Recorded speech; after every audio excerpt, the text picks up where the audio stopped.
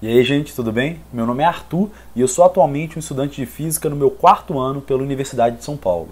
Nesse vídeo eu vou falar um pouco sobre o exame de transferência externa para ingressar na USP. Se você acompanha meu canal, você viu que é um exame que eu realizei e eu passei nele, indo da Universidade Federal de Minas Gerais para a Universidade de São Paulo. Eu vou separar esse vídeo em algumas partes. Na primeira parte, vou falar um pouco sobre o que é o exame de transferência externa. Vou dar um pouco das particularidades dele e o que é cobrado em cada parte.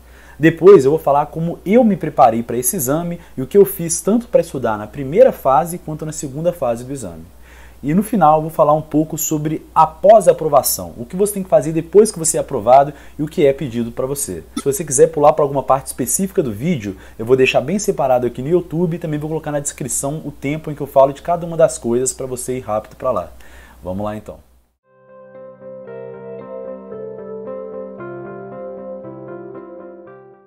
Então vamos lá. A primeira coisa que eu tenho a falar, se você quer fazer esse exame de transferência, assim como se você quiser fazer qualquer outro vestibular, é leia de cabo a rabo o edital. O edital é aquele documento que pode falar literalmente tudo da prova, o que você tem que fazer, aonde você tem que ir, o que você pode levar. Então aqui eu vou te dar algumas informações gerais do edital, mas tudo você pode encontrar detalhadamente lá. Então basicamente como funciona a prova? A primeira fase da prova é realizada pela FUVEST. A FUVEST é aquele mesmo órgão que realiza a prova para você ingressar na USP de maneira normal. Essa prova consiste de 80 questões, sendo todas de múltipla escolha, com 5 alternativas cada uma. Dependendo para qual curso você está se transferindo, a sua prova vai ser diferente da de outra pessoa. Existem 3 cadernos. O caderno de Humanidades, para quem quer ir para a parte de Humanas. O caderno de Biológicas, para quem vai para algum curso de Biológica, seja Biologia, Medicina, Odontologia. E o caderno de Exatas, que é o caderno que eu fiz para quem vai para essa área de Exatas. Então mantenha isso em mente. Dependendo de qual curso você vai se transferir, você vai fazer um caderno diferente. Porém, esses 3 cadernos têm uma coisa em comum. Todos eles têm uma parte de português e inglês. O que difere de um caderno para o outro é qual matéria é cobrada além das matérias de linguagem. Aí tem as especificidades. Para exatas é cobrado física e matemática. Para biológicas é cobrado biofísica e genética. Enquanto para humanidades é cobrado cultura contemporânea. Agora você deve estar se perguntando, ok, mas eu realizei a prova, fiz um dos cadernos, como que eu passo para a segunda fase? Qual que é o critério de seleção? Eu vou pegar aqui o exemplo do meu caso, que eu realizei a prova de exatas porque eu me transferi para a física. Esse critério de seleção é uma coisa um pouco confusa e é aí que entra a parte mais interessante dessa primeira fase. Lá na USP, assim como em muitas universidades públicas, cada unidade, seja um instituto de física, um instituto de psicologia, um instituto de medicina, todos eles são muito independentes entre si. Então cada instituto, sendo independente do jeito que é, fala qual critério eles desejam que o estudante faça para conseguir passar para a segunda fase. No caso da física, por exemplo, o meu critério era, eu não podia zerar a prova de português e nem de inglês, e eu tinha que fazer pelo menos 40% de aproveitamento nas provas de matemática e física. Esse é o critério que o Instituto de Física definiu no meu ano de 2021. Todos os participantes que fizessem, que atendessem a esses critérios, passariam para a segunda fase. Agora mantenha em mente que cada instituto cria o seu critério. Alguns institutos, por exemplo, nem têm segunda fase. Eles falam que o critério é o estudante que passar fazendo alguma pontuação específica que eles definirem, já entram na USP. Então por isso é tão importante você ler o edital específico da sua unidade. Agora vamos falar um pouco sobre como funciona a segunda fase, né? Vamos supor que você já passou na primeira fase, parabéns, como funciona a segunda fase? A segunda fase é um tanto quanto mais nebulosa do que a primeira. Eu não consigo dar muitas informações sobre ela, como eu dei pela primeira, sobre um edital, porque, como eu disse, os institutos da USP são muito independentes entre si. Se na primeira fase o critério de seleção era diferente, utilizando o mesmo caderno, a segunda fase é completamente a par do instituto. Então agora mantenha em mente, a segunda fase não é realizada pela FUVEST, não é mais aquele órgão FUVEST que realiza. Agora cada instituto fala como ele quer que seja a classificação, como ele quer que seja a prova, e alguns nem prova têm. Então, de novo, você tem que olhar o edital específico do seu instituto, mas eu vou dar o exemplo do meu caso, o Instituto de Física. No meu ano, foi realizada uma prova aberta de 5 questões e caía nessa prova Física 1 e Cálculo 1, ou seja, caíam coisas que eu já tinha que ter aprendido na faculdade anteriormente. E o meu critério foi, só passa nessa prova quem tirar de uma nota X para cima. Quem tirar dessa nota para baixo é eliminado, mesmo se tiver vaga sobrando. Então isso também é uma coisa importante, pelo menos para o Instituto de Física. A primeira fase sempre é classificatória. A primeira fase o pessoal se classifica atendendo um critério tal que eles definiram. Pode passar quantas pessoas forem. A segunda fase ela é eliminatória. Ela elimina todo mundo que for abaixo de uma certa nota, mesmo se tiverem vagas ociosas. Isso novamente falando sobre o Instituto de Física, mas cada caso é um caso e você tem que ler o seu edital. Agora, uma das partes mais importantes do vídeo, tem uma das partes que muitas pessoas me perguntam. Como que eu me preparei para a prova? O que eu fiz para passar? Como foi o meu método de estudo? Então eu já queria deixar uma coisa clara. Eu não fiz nenhum tipo de cursinho, existem cursos especializados para a prova de transferência, eu não estudei com ninguém, foi tudo por conta própria e tudo de um método que eu acabei desenvolvendo sozinho que me funcionou muito certo. Então eu vou falar o que eu fiz aqui detalhadamente, mas lembrando que cada pessoa tem o seu método de estudo e a pessoa tem que se adequar melhor no que funciona para ela. A primeira coisa de todas, como eu já disse anteriormente, é você ler o edital. Mas dessa vez, não só a parte técnica, não só aquilo que você tem que fazer na prova, mas você tem que ler o que é cobrado em cada prova. Na primeira fase, o edital fala exatamente todas as matérias que são cobradas em matemática, em física, em português, em inglês, seja a matéria que você vai fazer, lá tem todos os pontos que serão cobrados muito detalhadamente. Então o primeiro passo é você se ficar familiarizado com o edital, ficar familiarizado com aquilo que está lá e ver o que você lembra, o que você não lembra, o que você acha que dá certo, o que você acha que não dá. Então esse é o primeiro passo de todos. O segundo passo, que é o que para mim foi a chave certa, assim, que virou na minha cabeça e o que eu tenho certeza que foi o que me fez passar, é simulados. Vocês têm que tirar todo o proveito que a FUVEST disponibiliza todas as provas antigas de transferência. E quando eu digo todas, são todas mesmo. Desde 2001 até 2022, no site dele tem todas as provas exatamente do modo como foram aplicadas. O que eu aconselho vocês a fazerem, que é o que eu fiz e deu muito certo, é vão lá no site da FUVEST, baixem as últimas 5 provas, começando sempre da última aplicada, indo para a mais recente, né? Porque tem a chance maior de cair coisas parecidas. Então baixa a prova de 2021, baixa a prova de 2020, 2019, baixa todas elas e, se possível, também imprima, né? Eu trouxe aqui para São Paulo, né? Agora eu mudei, mas eu trouxe para São Paulo algumas das provas que eu imprimi. Olha, isso aqui é o exame de transferência de 2011, aqui de 2010, estou com todos aqui que eu acabei imprimindo. E o que acontece? Vou pegar aqui um exemplo. Esse aqui é o exame de transferência de 2012. Isso aqui é literalmente a prova de exatas toda. Começa aqui com a parte de inglês, com a parte de linguagens e vai indo até a parte de matemática e tudo certinho. O que eu aconselho vocês a fazerem é, assim que vocês baixarem a primeira prova, faça ela sem limite de tempo. Lembrando que a primeira fase tem um tempo de 4 horas. Faça ela sem limite de tempo. Faça com calma, mas focado e centrado ali, também sem consultar a internet nem nada, mas faça no seu tempo, que você gaste 8 horas. Eu lembro que na minha primeira vez que eu fiz essa prova, eu gastei 2 dias fazendo, porque eu queria tirar o máximo de tudo que eu sabia ali, sem ter que pesquisar em nenhum outro lugar. Assim que eu acabei a prova e fiz o meu gabarito, eu vi quantas questões eu acertei e vi se eu passava ou não, dado o meu critério. Tanto que eu constatei que na primeira prova que eu fiz eu não passei. Mas aí o que eu fiz, que foi o diferencial, eu olhei cada questão que eu errei, porque os gabaritos também são disponibilizados, circulei elas e vi por que eu errei e refiz elas da maneira certa. E eu fiz isso para todas as provas. As primeiras 2 provas eu fiz sem limite de tempo. Assim que eu acabei tomando mais consciência de como a prova funciona, que eu comecei a pesquisar, eu comecei a refazer as questões que eu errei, que esse é o ponto principal, eu comecei a fazer a prova no limite de 4 horas. Eu começava, por exemplo, 3 horas da tarde, e colocava um despertador no meu celular para 7 horas da noite. E eu não saía, não fazia nada, falei para os meus parentes, não me incomodem, estou fazendo prova, e fiz a prova tal qual como se fosse uma prova de verdade que eu estivesse fazendo ali. E eu descobri que muitas vezes, depois das 3 primeiras provas, todas as outras que eu fiz eu passei. Mas eu continuei fazendo, continuei treinando, e a parte importante é, toda questão que eu errava, depois que eu conferia, eu circulava e refazia certo no meu caderno.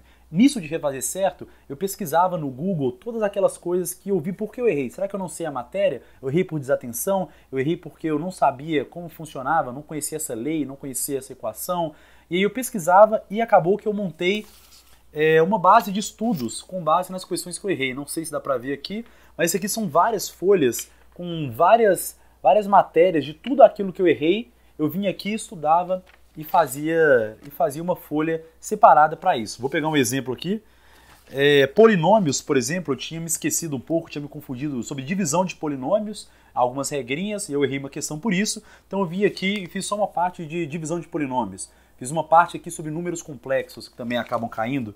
E aqui, na primeira página, eu coloquei dicas para a prova também, algumas coisas para me ajudar. Por exemplo, coloquei para mim, comece sempre pelas questões de cálculo puro, porque eu sabia que as questões de cálculo eram as questões que eu tinha mais facilidade. Toda prova de exatas, quando você vai fazendo várias provas, você começa a reparar em algumas coisas que se repetem. Todas as provas de exatas vão ter pelo menos umas 4 questões de cálculo puro, que é a questão, dado essa conta, me dê a resposta.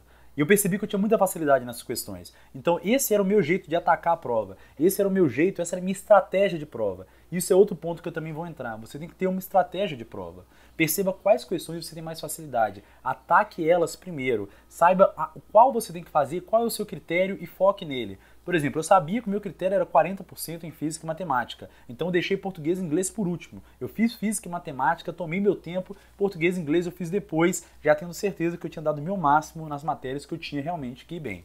Então essa é a minha dica.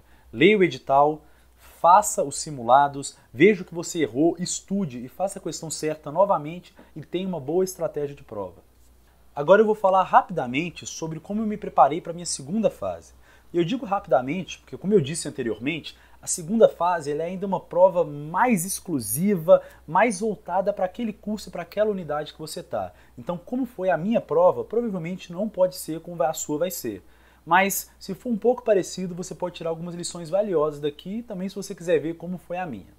A minha segunda fase ela consistia de uma prova aberta. Isso é uma coisa interessante. Pelo que eu já percebi, as segundas fases geralmente são provas abertas. Não é mais provas fechadas que você tem que fazer ali. E no edital da segunda fase, que agora já é um edital diferente, não é mais o edital da primeira, agora o edital da segunda fase ele é dado pela sua unidade. Você tem que ir lá no site de onde você está se aplicando para pegar o edital da segunda fase. Lá vai falar também exatamente como ela funciona e quais matérias serão cobradas. No meu, eram questões abertas, de física, que caía mecânica 1, e de matemática, que caía cálculo 1.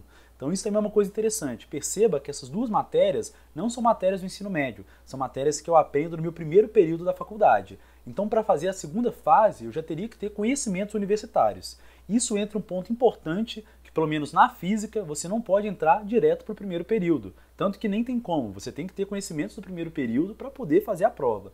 Você só pode entrar se você tiver do segundo período para frente. Esses detalhes importantes para cada curso, você tem que ler muito bem e saber exatamente quais são eles. Porque eu já vi casos de pessoas que passaram na primeira e na segunda fase, mas foram desclassificadas porque não eram daquele curso, porque não estavam no período certo, por coisas semelhantes. Então saibam muito bem disso.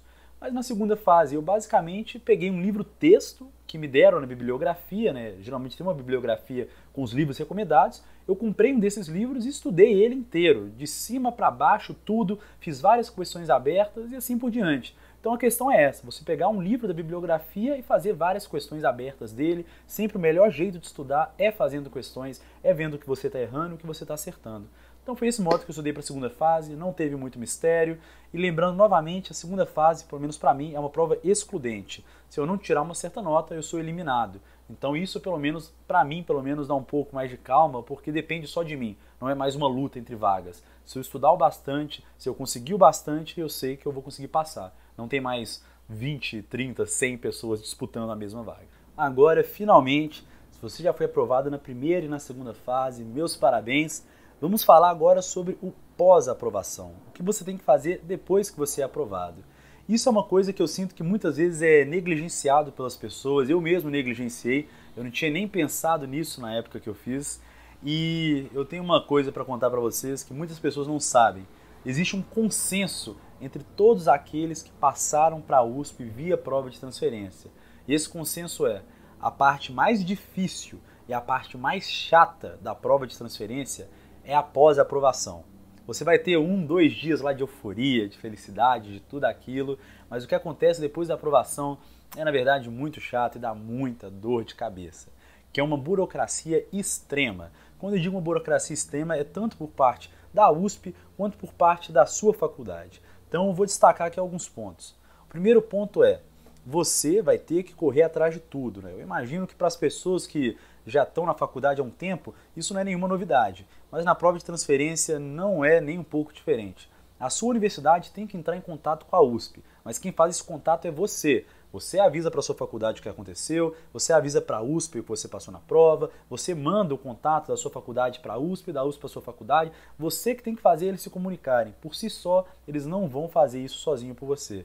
Você tem que estar a par de tudo que está acontecendo e ir lendo todos os editais e mandando muitos e-mails, porque vão surgir muitas dúvidas, assim como me surgiu. Então não economize nos e-mails, mande mesmo, pergunte mesmo, além de todos os documentos que serão necessários, né? Você vai ter que disponibilizar aí, com certeza, uma cópia do seu RG, vai ter que disponibilizar o seu histórico escolar, tanto da graduação quanto do ensino médio. Você vai ter que ter várias coisas além das ementas de cada uma das matérias que você cursou. Isso também é uma parte que dá um pouco de dor de cabeça. Algumas matérias, as ementas são fáceis de achar, né? Aquelas matérias que todo mundo faz todo ano. Dependendo da faculdade, você encontra até online. Mas algumas matérias um pouco mais específicas, assim, as ementas são muito difíceis. Às vezes você tem que chamar o professor que te deu aquela matéria. Então, realmente é uma dor de cabeça. Mas assim que você tiver todos os documentos, que vai estar no edital, você tiver todas as ementas, você pode mandar tudo para a USP. Mas mesmo assim ainda não acabou. Sobre aproveitamento de matérias, nem todas as matérias que você cursou, nem todas as ementas que você mandar serão aceitas pela USP. E se eu puder falar por experiência própria, a maioria das ementas não é aceita. O critério que a USP utiliza para decidir se eles vão ou não aceitar uma matéria que você cursou em outra universidade, como em qualquer coisa, depende da unidade para a qual você está se aplicando. O Instituto de Física tem um critério para definir, enquanto o Instituto de Astronomia já tem outro critério. O Instituto de Física, por exemplo, eu posso dizer que um dos critérios, que é o critério que mais acabou comigo, é se você cursou uma matéria na sua universidade antiga e ela tem menos que 70% dos créditos, que é essa mesma matéria dada na USP, ela já é cortada automaticamente, mesmo se a ementa for exatamente igual. Isso acabou comigo em relação, por exemplo, a laboratórios, porque na USP laboratórios são 4 créditos e na UFMG eram 2, então eu perdi todos os meus laboratórios. Mas então a dica que eu tenho para te dar é essa. Se é seu sonho ir para a USP, se é isso que você quer, se é esse o caminho que você quer seguir, não tenha medo de voltar alguns semestres, de voltar algum ano. No caminho longo, assim, lá no final das contas, um ano a mais, um ano a menos na sua graduação não vai afetar em nada. Então, se é esse o caminho que você quer seguir, não tenha medo de ter que refazer algumas matérias, não tenha medo de ter que recomeçar o curso de um ponto que você não estava antes. Vai dar tudo certo no final das contas, e ter que cursar essas matérias novamente na USP, mesmo se elas forem exatamente iguais, vai te dar uma outra visão dessa mesma matéria e também vai fazer você conhecer algumas pessoas e ter contato com alguns professores que você não teria se você já tivesse conseguido o aproveitamento dessa matéria. Seja bem organizado com suas coisas e no final das contas vai dar tudo certo. Muito obrigado por assistir até aqui, galera. Se vocês tiverem mais qualquer dúvida, vocês podem me chamar no Instagram do Café com Física, vocês podem me chamar no meu Instagram pessoal, eu vou responder vocês com todo o carinho que eu tenho e vai ficar tudo bem. Bem-vindos à USP, se vocês querem vir para cá. Boa sorte se vocês já estão vindo. E é isso. Falou!